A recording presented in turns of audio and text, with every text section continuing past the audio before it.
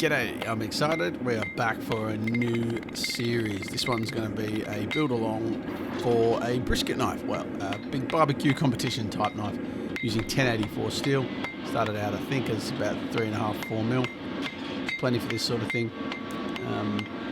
As you can see, I'm not a blacksmith, but I do love to forge my knives. This is a knife I started probably a year ago, so a little bit of old footage, but I just finished the knife recently.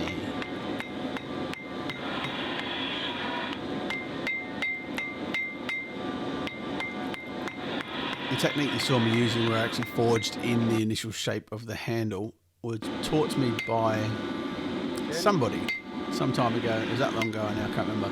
It may have been Dmitry Popov, but I also may have just completely made that up.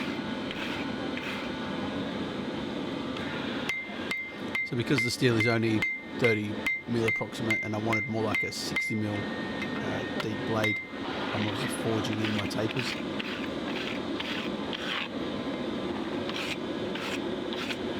I'm only forging in the initial sort of shape, getting it pretty close. Now this is really important, especially on a knife this big, using a flatter. A lot of blacksmiths use flatters. I love a flatter, but for some odd reason, knife makers don't really use them, but you can get a really nice flat surface to work from.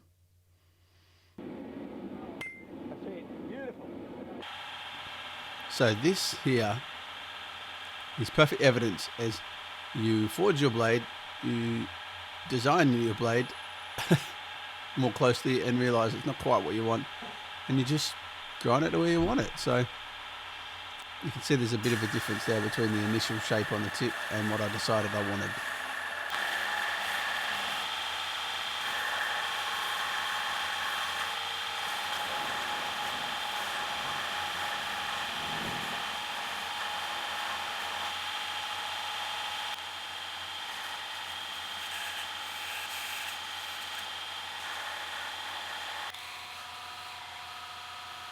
Because I work quite organically with my knives, I often alter things and change things as I go. So I'll be feeling the shape of the handle and that sort of thing as I go, and altering the curves and the shape in it.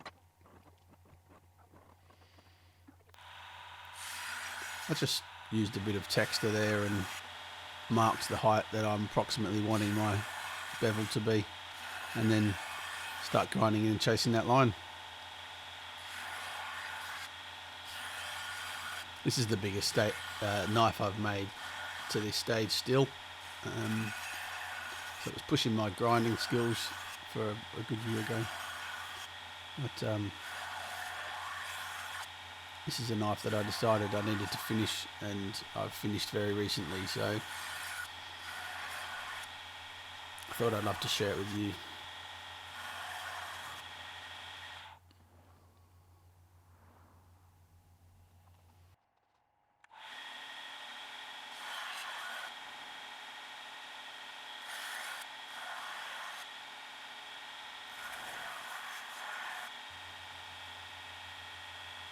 This is a 48-inch grinder running with a 40 grit blaze belt, and I've just swapped over to a 120, I believe.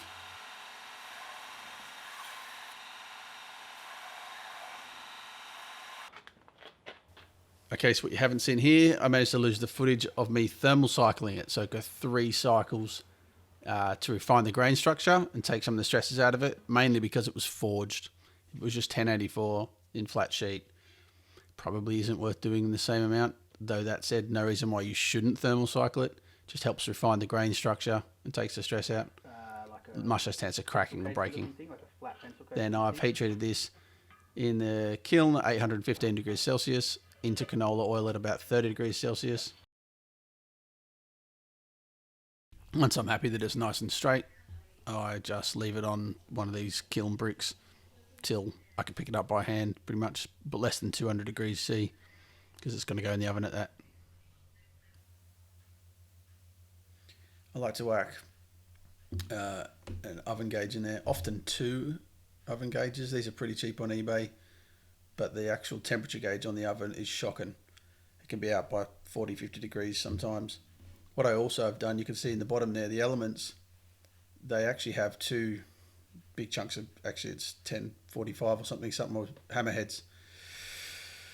that I put in there, and then put a big chunk of 10mm steel on top, and that creates like a heat sink. It stops it fluctuating so heavily. So you can actually see I put two temperature gauges in there. One just went in, so they're showing different temperatures. But then I know that there's not one faulty. You know the old adage, one is none, two is one.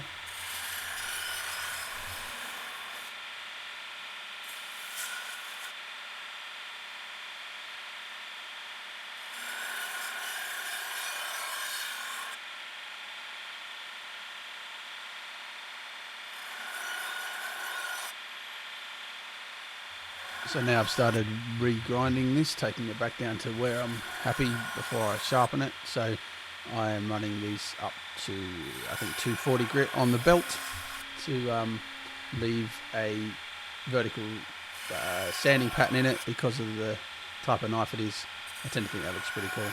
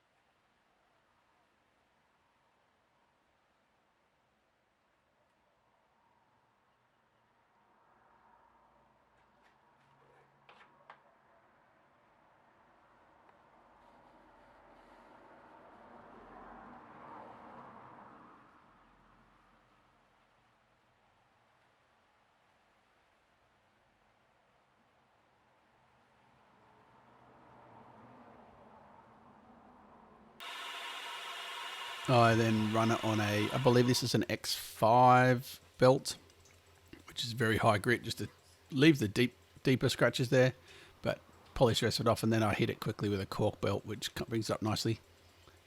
I actually, when I finished this knife, didn't really like that, so I actually went back to hand sand it, so it's fully finished. Okay, so what you've actually missed here is those blocks, or those scales, were once a block which I cut in half on the bandsaw, and then took masking tape. This is a trick I learned some time ago, maybe off Jazz from Oblivion Blades, someone like that. Take 2 bits of masking tape, tape up the inside of the block, few dobs of super glue, and then stick them back together so they're in exactly the right place. And then what I'm doing here is taking some double-sided, like carpet tape, and sticking it to the handle, cutting it out so that I have exactly the right shape. And then that way, when I stick it down onto the blocks, there's no movement. But when you peel it back off, it's all gone. Nice and easy.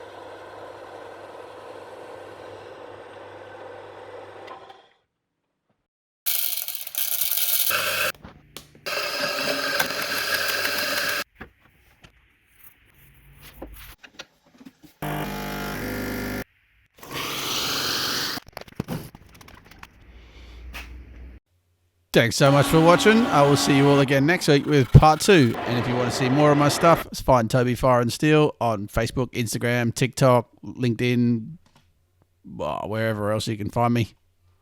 All right.